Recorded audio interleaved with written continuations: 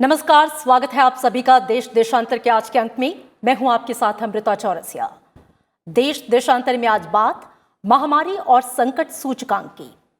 पुणे की research institute, Indian institute of education and research यानी कि IISER ने देश के उन शहरों की सूची तैयार की है जिनमें महामारी के दौरान संक्रमण फैलने का खतरा सबसे ज्यादा है।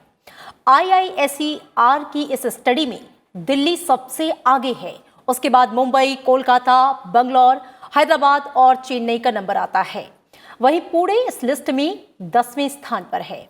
इस स्टडी में जिस शहर की रैंक सबसे कम है वहां महामारी के फैलने का खतरा सबसे ज्यादा है। इस रिसर्च में उन शहरों को लेकर एक मैप तैयार किया गया है जहां कोरोना जैसी महामारी के फैलने की रफ्तार सबसे तेज होगी। इस मैप में देश के 446 ऐसे शहरों को शामिल किया गया है जहां की आबादी 1 लाख से ज्यादा है। IISER के फिजिक्स डिपार्टमेंट ने इस मैप को तैयार करने के लिए ट्रांसपोर्टेशन नेटवर्क और मोबिलिटी पैटर्न का इस्तेमाल किया है। स्टडी में यह कहा गया है कि वायरस के संक्रमण का फैलाव इस बात पर कम निर्भर करता है कि वो कितना खतरनाक है और वो सबसे पहले किस स्थान पर फैला, बल्कि ये उस शहर के ट्रांसपोर्ट मोड पर ज्यादा निर्भर करता है। ट्रांसपोर्टेशन नेटवर्क और मोबिलिटी पैटर्न को लेकर IISER के वैज्ञानिकों का ये कहना है कि जिन शहरों में ट्रांसपोर्ट व्यवस्था जो है वो बहुत बड़ी होती है, जो कई दूसरे शहरों से जुड़ी होती है और दूसरे शहरों से जो संपर्क है, आवाजाही है, वो लगातार होती है, जिसकी वजह से वायरस का संक्रमण इन हॉटस्पॉट शहरों से दूर दूर तक फैल सकता है। कोरोना वायरस और उससे पहले जो दूसरी संक्रामक बीमारियां आई हैं, उनकी स्टडी करने के बाद ये नतीजे सामने आए। देश देशांतर के आज के अंक में आज हम ये समझेंगे कि महामारी को लेकर Indian institute of education and research की स्टडी क्या है, इस रिसर्च में किन मानकों का इस्तेमाल किया गया है, वो कौन से फैक्टर्स हैं जो कुछ खास शहरों को महामारी के लिए ज़्यादा उपयुक्त बनाते हैं, यानी कि क्यों कुछ खास शहरों में वायरस संक्रमण जो है वो तेज़ी से फैलता है और इन माध्यमों से इसका फैलाव जो है दूसरे शहरों की ओर बढ़ता है। चर्चा में मेरे साथ दो बेहद खास मेहमान जुड़े हैं। सबसे पहले मैं आपका उनसे परिचय करवा दूं। मेरे साथ ओंकार साडेकर हैं, आप फेलो रिसर्च हैं, BSMS Indian institute of education and research Pune की तरफ से, जिसने इस स्टडी को तैयार किया है। स्वागत है आपका ओंकार जी। और इसी के साथ मेरे साथ हैं doctor Rajesh Malhotra, of chief हैं trauma centre Covid facility, AIIMS नई दिल्ली। आप दोनों खास मेहमानों का स्वागत। चर्चा की शुरुआत सबसे पहले ओंकार साडेकर मैं आपसे करना चाहूंगी, चूंकि आप इस रिसर्च का हिस्सा हैं, फेलो रिसर्चर हैं। सबसे पहले हम यही समझना चाहेंगे कि ये जो स्टडी आई है महामारी को लेकर, जो कौन से शहर हैं जहां सबसे ज्यादा तेजी से संक्रमण फैलता है, उनके पीछे के कारण क्या है, फैक्टर्स क्या है, स्टडी में किन खास बातों का जिक्र है, क्या कहती है ये स्टडी? तो सबसे पहली बात तो ये है कि जब हम पूरे वर्ल्ड को देखते हैं, इंटरनेशनल कंट्रीज को, तो इस प्रकार की काफ़ी सारी स्टडीज की चुकी है। यानी अगर किसी भी देश में कोई महामारी चालू हो जाए तो कौन से देश में कितनी रिस्क है, इसकी स्टडी की गई है। लेकिन इस प्रकार की स्टडी इंडिया के मतलब भारत देश के लिए अभी तक की नहीं गई थी, और हमारा इस स्टडी से यही मकसद था कि हम इस प्रकार की स्टडी भारत के लिए भी कर सके, ताकि आगे अगर कोई महामारी आ जाए, कोविड जैसी महामारी आ जाए, तो हम पहले से बता सकते हैं कि किन शहरों को कितना रिस्क है, और उस प्रकार से हम ये बता सकते हैं कि कहाँ पे हमें ज़्यादा मतलब सतर्कता बरतने की जरूरत है। जी जी जी। तो इस स्टडी का मकसद यही था, और इसके लिए हमने ट्रांसपोर्टेशन नेटवर्क बिल्ड किया।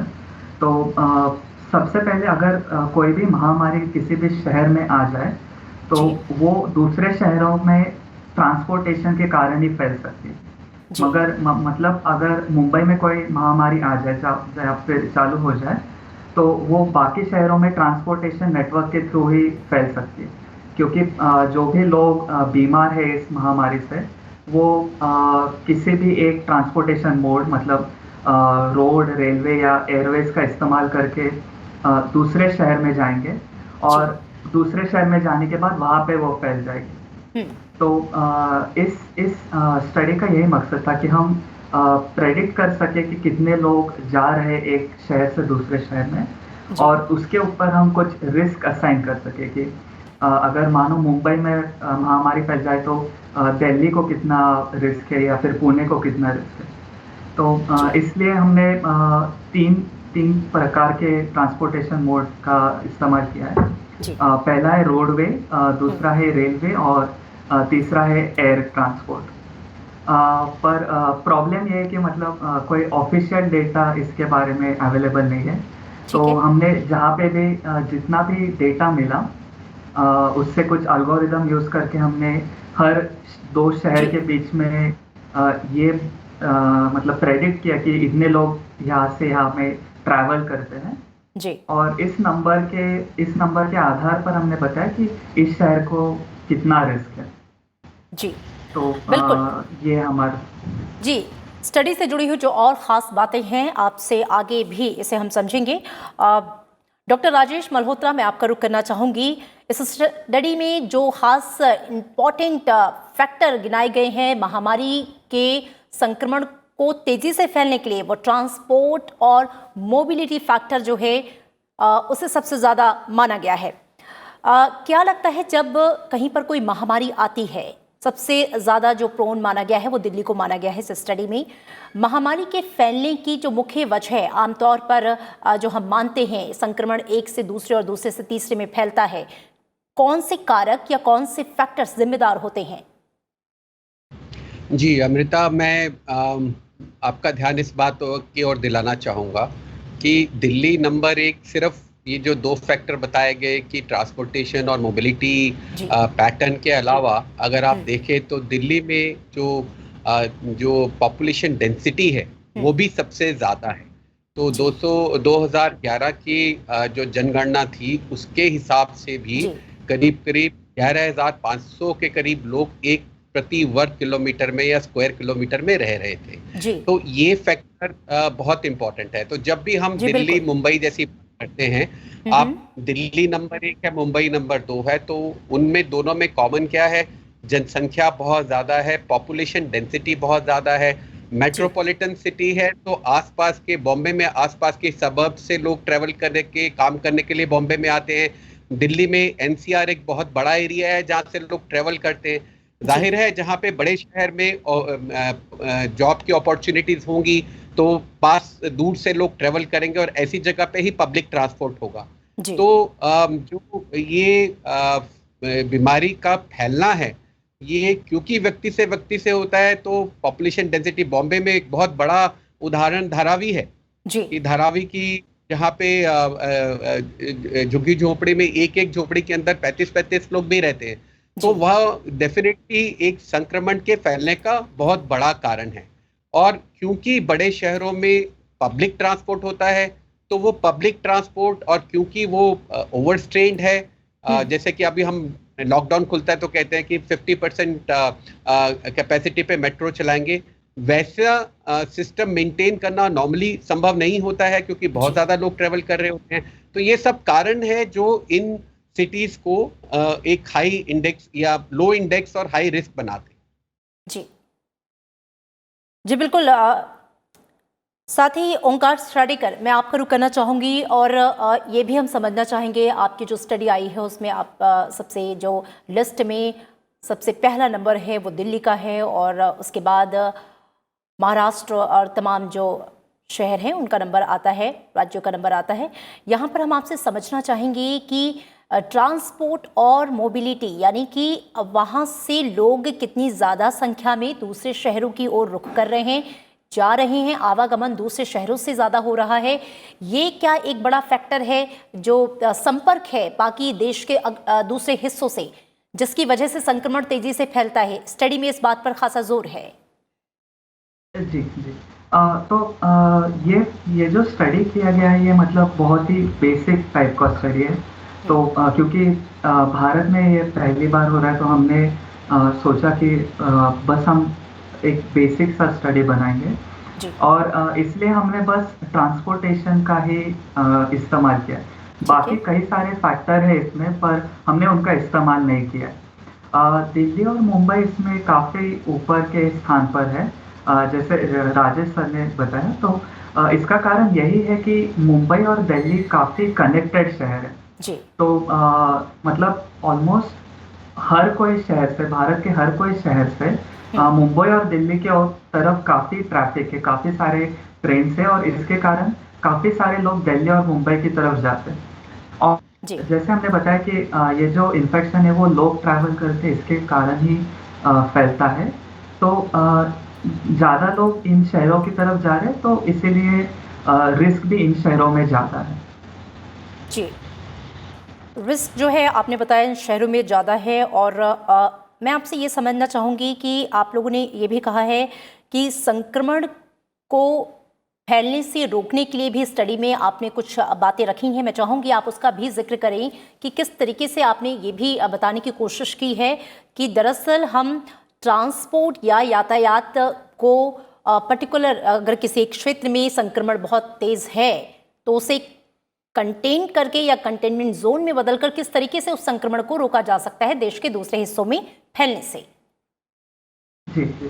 तो अगर आपने देखा होगा तो इस स्टडी में हम एक लिस्ट बनाते हैं, जिसमें हम टॉप 10 या 100 शहरों की सूची बनाते हैं, जिसमें जितना कम रैंक हो उतना रिस्क ज़्यादा हो। जी। तो इसके कारण हमारे पास एक मतलब एक सूची है जिससे हम ये बता सकते हैं कि इन शहरों में अभी रिस्क ज़्यादा है और इन शहरों में रिस्क कम है। तो अगर भविष्य में कोई ऐसा महामारी आ जाए, तो हम ये बता सकते हैं कि इन 10 शहरों में सबसे ज़्यादा प्रिकॉशन लेने चाहिए, क्योंकि यहाँ पे सबसे ज़्यादा रिस्क है, क्योंकि महामारी से। और बाकी शहरों में हम थोड़ा मतलब इतना ज़्यादा रिस्क लेने की ज़रूरत नहीं है। तो इस कारण हम ये रिस्क का मकसद ये है कि हम बता सकते हैं कि किन शहरों पे हमने ज़्यादा ध्यान देना चाहिए, ताकि ये इन्फेक्शन जल्दी से ना फैल जाए। जी बिल्कुल डॉक्टर राजेश, स्टडी में ये भी कहा गया है कि किसी शहर में कोरोना महामारी फैलने पर ये शहर कितने रिस्क में होंगे, इस आधार पर इन्हें स्कोर दिया जाएगा। यदि पुणे में महामारी फैलती है तो मुंबई संक्रमण फैलने की लिस्ट में सबसे आगे होगा। महाराष्ट्र का सतारा शहर इस मामले में 19वें और लातूर 50वें स्थान पर होगा। दरअसल जो महामारी फैल रही है, ट्रांसपोर्ट और मोबिलिटी को अगर हम एक बड़ा फैक्टर मानते हैं, उसके अलावा भी वो कौन कौन से अहम फैक्टर्स होते हैं महामारी को के फैलाव के लिए? जी, तो जो जैसे आपने कहा कि जब ये ट्रांसपोर्टेशन बहुत ज़्यादा है तो उसके चैलेंजेस बहुत हो जाते हैं। एक तो जब लोग ट्रैवल करते हैं पब्लिक ट्रांसपोर्ट में या अपने रोज़गार के लिए दूसरे शहर में जाते हैं, ट्रैवल करते हैं, तो जाहिर है कि ज़्यादा लोगों से संपर्क में आते हैं। तो हम ये जानते हैं कि जो कोविड है वो दूरी ना बनाए रखने से फैलता है। तो एक जो दूरी की आवश्यकता है उसमें कहीं ना कहीं फिर कोताही बरती जाती है। दूसरे बहुत ज़्यादा भीड़ होने पे जो बाकी कोविड अप्रोप्रिएट बिहेवियर है उस पर भी असर पड़ता है। जो मैंने बात कही ओवर क्राउडिंग की, तो अगर ऑफिसेज हैं, अगर उनमें स्पेसिंग प्रॉपर नहीं है, छोटी जगह पे बहुत से लोग काम कर रहे हैं, तो उनसे भी फैलने का खतरा है। लोग आपस में ऑफिस में, क्योंकि जाहिर है ये सब लोग जो ट्रैवल कर रहे हैं ये अपने रोजगार के लिए ट्रैवल कर रहे हैं, क्योंकि वो रहते कहीं और है और काम कहीं और करते हैं, इसलिए उनको दिनचर्या में रेगुलरली जाना पड़ता है। तो वो काम की जगह पे खाना अगर इकट्ठे खाते हैं या चाय इकट्ठे पीते हैं, बात करते हैं, मास्क नहीं लगा के रखते हैं, तो इन सब से बढ़ता है। लेकिन इससे हमारे जो रिस्क स्ट्रैटिफिकेशन है ये हम करते क्यों हैं? एक तो हमें ये समझने में आसानी मिलती है कि बीमारी कैसे फैल रही है। जैसे कि डॉक्टर ओंकार जी ने कहा कि आगे भविष्य में जब कोई ऐसी इन्फेक्शियस या कंटेजियस बीमारी आती है तो उसमें किस तरह से हमें तैयार होने में मदद मिल सकती है। दूसरी बात ये है कि हम ये जानते हैं कि इनमें तेजी से बढ़ती है, तो हमें इसको रोकने की कोशिश करनी है, लेकिन वो एक चैलेंज बन जाता है क्योंकि मान लीजिए कि एक ऑफिस में आउटब्रेक हुआ, एक रेजिडेंशियल कॉलोनी में आउटब्रेक हुआ, तो आप उसको कंटेन कर देते हैं, ठीक है, आपने कंटेनमेंट कर दिया कि सब लोग इन्फेक्टेड यहाँ रहेंगे। लेकिन अगर एक ऑफिस में अगर वो आउटब्रेक हुआ और उसमें रहने वाले जो है वो 40-50 किलोमीटर अलग अलग डायरेक्शन में रहने वाले हैं, तो ऑफिस में किसी को अगर संक्रमण हुआ तो वो अलग अलग जगह पे जाके, उन जगहों पे जाके संक्रमण हो जाएगा। और इसी तरह से कांटेक्ट ट्रेसिंग एक चैलेंज बन जाएगा क्योंकि आप जो है एक लोकल रेजिडेंशियल कॉलोनी में जहाँ पे लोग ट्रेवल ज़्यादा नहीं करते हैं, उसको कांटेक्ट ट्रेसिंग आपको ईजी है। अगर आपको एक ऑफिस में इन्फेक्टेड आदमी मिलता है तो उसको आप दूसरे सबर्ब्स में या दूसरे एरिया में दूर दूर तक जाके उसको कांटेक्ट ट्रेसिंग करना मुश्किल है। और इसी तरह से इससे हमें ना सिर्फ भविष्य में रोकथाम करने की, लेकिन इसमें हमें ट्रीटमेंट पे और जो बाकी प्रिवेंशन पे, इन सब स्ट्रेटेजीज पे असर पड़ता है। जैसे कि अगर बहुत हाई पॉपुलेशन है जो बड़ी माइग्रेटरी है, तो ये एक प्रायोरिटी बन जाती है कि उनकी वैक्सीनेशन पहले की जाए, क्योंकि ये हमारी रिस्क स्ट्रैटिफिकेशन है। हमने देखा है कि ऐसे जब पॉपुलेशन की मूवमेंट से बहुत रिस्क होता है, तो इस पॉपुलेशन को जो बहुत ट्रेवल करती है इंटर स्टेट, तो मान लीजिए अगर राज्य सरकार भी वैक्सीनेशन कर रही है, तो अगर काम के हिसाब से, मूवमेंट के हिसाब से उनको प्रायोरिटाइज किया जाए तो एक स्टेट से दूसरी स्टेट में फैलने में मदद, रोकने में मदद मिल सकती है। इसी तरह जब लोग बहुत ज़्यादा मूव करते हैं तो यूजुअली वो हेल्थ केयर के लिए भी बड़े शहर में जाते हैं, तो इसीलिए बॉम्बे में या दिल्ली में हेल्थ केयर पे उसका स्ट्रेस बहुत ज़्यादा हो जाता है, इंफ्रास्ट्रक्चर उससे कोप करने में वो समर्थ नहीं रहता है। इसके लिए हमारे लिए एपिडेमियोलॉजिकल इंपॉर्टेंस भी है, जिस तरह से कि अगर हमें ये लगता है कि किसी वेरिएंट से अगर आउटब्रेक हुआ है, बहुत ज़्यादा केसेस हो गए हैं, तो हम जीनोमिक सीक्वेंसेस के द्वारा ये कंफर्म कर सकते हैं कि मान लीजिए इस पर्टिकुलर शहर में अगर आउटब्रेक हुआ तो क्या वो बड़े शहर के किसी हिस्से में वैसा संक्रमण का आउटब्रेक हुआ था जिसका ही स्ट्रेन जो है इधर मूवमेंट के दौरान वहाँ आया। तो इस तरह से इसमें बहुत सारी रिसर्च की और ट्रीटमेंट की और इंटरवेंशन करने की और वैक्सीनेशन की पॉलिसीज पे इन सब का असर हो सकता है। जी जी बिल्कुल।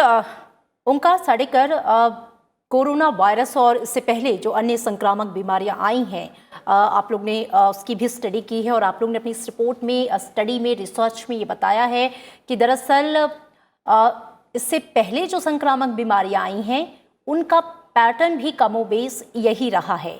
हम आपसे ये भी समझना चाहेंगे कि यदि एक शहर में कोई संक्रामक बीमारी आती है तो उसके दूसरे शहर तक पहुंचने में कितना समय लगेगा, और इस समय का पता लगाकर आप किस तरीके से उन शहरों को रैंकिंग देंगे?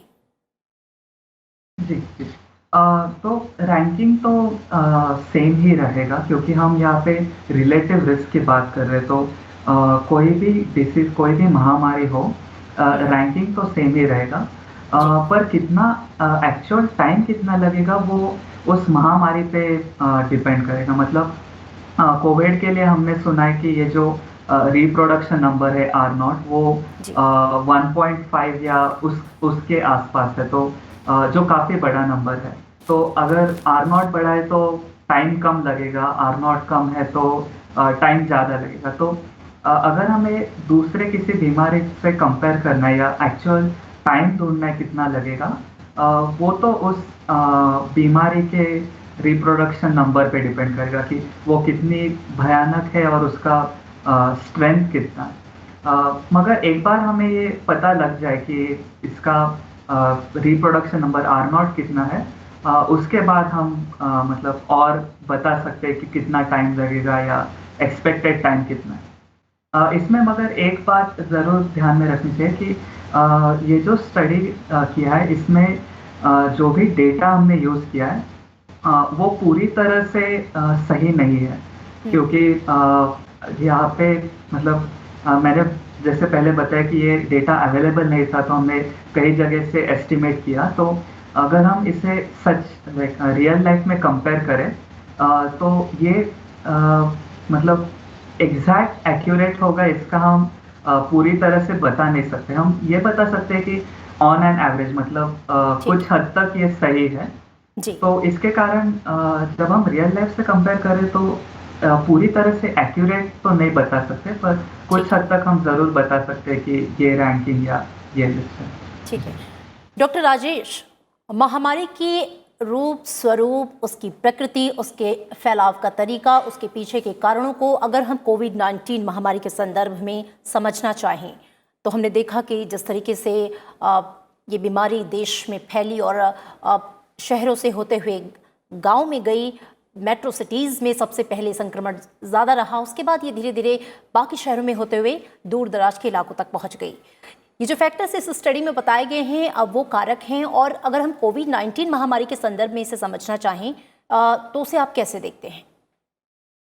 जी, तो जैसे आपने कहा कि जो बीमारी एक व्यक्ति से दूसरे व्यक्ति में फैलती है, वो इंसान के मूवमेंट से उसकी जो जितना भी वो एक जगह से दूसरी जगह जाएगा, उससे वहाँ संक्रमण फैलने का खतरा है। तो उससे बचने के लिए या इस स्टडी से जो कुछ चिन्ह आए हैं, उनके ऊपर जो एक्शन लेने की बात है, वो ये है कि जहाँ तक संभव है, जो कोविड एप्रोप्रिएट बिहेवियर है, वो सारे पब्लिक प्लेसेस में, पब्लिक ट्रांसपोर्ट में बहुत ज़रूरी है। पब्लिक ट्रांसपोर्टेशन को ऑगमेंट करना पड़ेगा, उसकी फ्रीक्वेंसी बढ़ानी पड़ेगी, ताकि लोग जो है बस के अंदर, मेट्रो के अंदर भीड़ ना करें। क्योंकि देखिए, ट्रांसपोर्टेशन से या मोबिलिटी से होता है, ये इन्होंने बताया, पर वो इसीलिए तो होता है कि लोग जो है वो कोविड एप्रोप्रिएट बिहेवियर नहीं करते, भीड़ करते, पब्लिक ट्रांसपोर्ट में होते हैं बहुत ज़्यादा। तो कहीं ना कहीं इस सब के पीछे कोविड एप्रोप्रिएट बिहेवियर को फॉलो नहीं करना तो एक कारण है ही है। लेकिन इसके अलावा जो हम लोग कर सकते हैं कि जैसे मैंने कहा कि मेट्रो की बस की फ्रीक्वेंसी बढ़ाना और ये स्ट्रिक्टली एनफोर्स करना कि लोग जो है उसमें ओवर क्राउडिंग नहीं हो। कुछ अगर ऐसे ऑफिसेज हैं जिसमें ज़्यादातर लोग बाहर से, आसपास के सबब से आते हैं, ऐसे कुछ ऑर्गेनाइजेशंस के ऑफिस को क्या शहर के बाहर शिफ्ट किया जा सकता है? क्योंकि जैसा आपने कहा, ये बात एक महामारी की नहीं है। अगर हम आज ये सोचे कि कल एक ऐसी ऐसे हमारे पे विपदा आती है, तो क्या हम उसमें इन फैक्टर्स को कैसे एड्रेस करेंगे? तो उसके लिए कहीं ना कहीं हमें ये सोचना पड़ेगा कि किस तरह से हम अपने शहरों की प्लानिंग करें, पब्लिक ट्रांसपोर्ट की प्लानिंग करें कि जिसपे मूवमेंट अननेसेसरीली बहुत ज़्यादा नहीं हो और पब्लिक ट्रांसपोर्ट पे बहुत ज़्यादा स्ट्रेन और बहुत ओवर क्राउडिंग उसमें नहीं हो। जी, ठीक है। डॉक्टर राजेश, एक और सवाल जो मैं आपसे ही पूछना चाहूँगी कि हम जानते हैं कि जो कोरोना वायरस है लगातार म्यूटेंट हो रहा है, अपना रूप स्वरूप, अपनी प्रकृति बदल रहा है, नए नए वेरिएंट आ रहे हैं। पहली लहर के मुकाबले दूसरी लहर का भी जो वेरिएंट है वो अलग था, डबल म्यूटेंट 1617। दरअसल मैं आप ये समझना चाहूँगी कि जो ये म्यूटेशन का प्रोसेस है वायरस का, क्या ये जितना ज़्यादा लोगों में इसको संक्रमित करने का मौका मिलेगा, ये उतना ही ज़्यादा म्यूटेंट होगा? और क्या ये वाइस वर्सा है कि ये जितना ज़्यादा म्यूटेंट होगा, ये उतना ही ज़्यादा लोगों को संक्रमित करेगा? मैं चाहूँगी इस बात को आप समझाएं। दोनों ही बातें सच हैं, पर बड़ा सच ये है कि जितने ज़्यादा लोगों को ये संक्रमित करेगा, जितना ज़्यादा एक व्यक्ति से दूसरे व्यक्ति में जाएगा, उतना उसमें चेंजेस होंगे। क्योंकि हर बार जब ये मल्टीप्लाई करता है, इसमें एक रिस्क होता है कि अपने आप में इसमें कुछ डिफेक्ट आ जाए या फॉल्ट आ जाए, जिसको हम म्यूटेशन कहते हैं, ताकि जो उसकी आगे वाली कॉपीज हैं वो पहले वाली कॉपी की ट्रू कॉपी ना हो, उनके अंदर कुछ गलतियां आ जाएं या एरर आ जाएं ना। कभी कभी ये एरर ऐसी होती है कि वायरस जो है वो सर्वाइव ही नहीं कर पाता है, खत्म हो जाता है, क्योंकि वो कंपैटिबल ही नहीं होती है उसके बने रहने से। लेकिन अगर वो जितने ज्यादा भीड़ होगी, जितने ज्यादा लोग इकट्ठे होंगे, जितने ज्यादा लोगों में ये तेजी से फैलेगा, उतना उसको वेरिएंट होने का या उसमें म्यूटेशन होने का खतरा बढ़ता जाएगा। इस म्यूटेशन की वजह से उसका ट्रांसमिशन भी ज्यादा हो सकता है, वो ज्यादा इन्फेक्टिव हो सकता है। अब जैसे हमने कहा कि हवा में ज्यादा देर, कुछ इसमें हमने चेंजेस देखे हैं, जो उसका जो जिस तरह के ये सिम्टम करता है उसमें भी चेंजेस देखिए। तो वायरस में लगातार परिवर्तन आएगा, जिसमें उसकी इन्फेक्शन ट्रांसमिसिबिलिटी ज्यादा होना भी एक संभवता है, जो कि होती है और हुई भी है। यानी कि अगर वायरस की म्यूटेशन को रोकना है तो संक्रमण की इस चेन को रोकना बेहद जरूरी हो जाता है। जी, बिल्कुल सही। जी, चूंकि वक्त की कमी है और मैं चाहूंगी कि क्लोजिंग कमेंट के साथ हम इस कार्यक्रम को समाप्त करेंगे। ओंकार साडेकर, आपकी ये स्टडी, और जैसा कि आपने भी बताया कि वैश्विक स्तर पर कई तरह की स्टडीज़ आई हैं, पर इंडिया में इस तरह की पहली स्टडी है। जाहिर तौर पे आपने प्रिकॉशंस की भी कुछ बातें की हैं।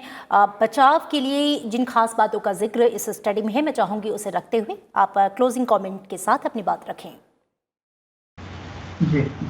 मैं तो ये बस यही कहूँगा कि ये इस प्रकार का पहला ही स्टडी है और इसमें काफ़ी सारे इम्प्रूवमेंट्स किए जा सकते हैं। जैसा डॉक्टर राजेश ने कहा कि काफ़ी सारे पॉइंट्स हमने स्टडी में कंसिडर नहीं किए।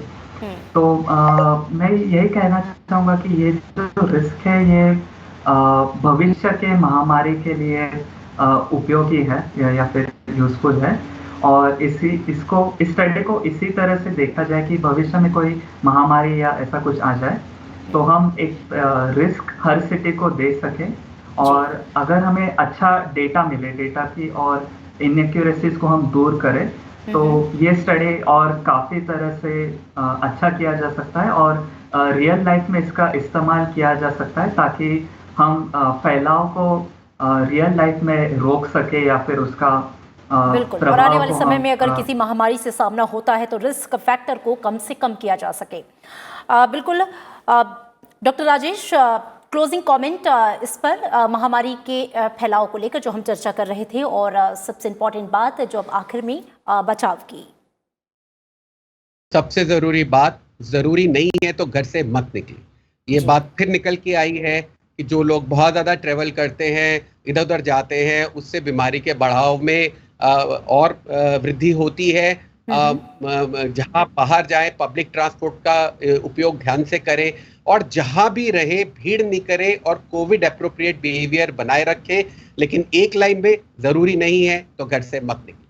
बिल्कुल, यानी कि वायरस के म्यूटेशन को रोकना है, और इस वायरस को जब ये म्यूटेंट होना ही रुक जाएगा तो कहीं ना कहीं ये एक दिन खत्म भी होगा, और इसके लिए ज़रूरी है कि संक्रमण की इस चेन को तोड़ा जाए। कोविड-19 के जो अप्रोप्रिएट बिहेवियर्स हैं, जो प्रोटोकॉल्स हैं, उनका सख्ती से पालन किया जाए। आप दोनों खास मेहमानों का बहुत शुक्रिया इस चर्चा में हमारे साथ शामिल होने के लिए। फिलहाल देश देशांतर के आज के अंक में इतना ही। दीजिए इजाजत, नमस्कार।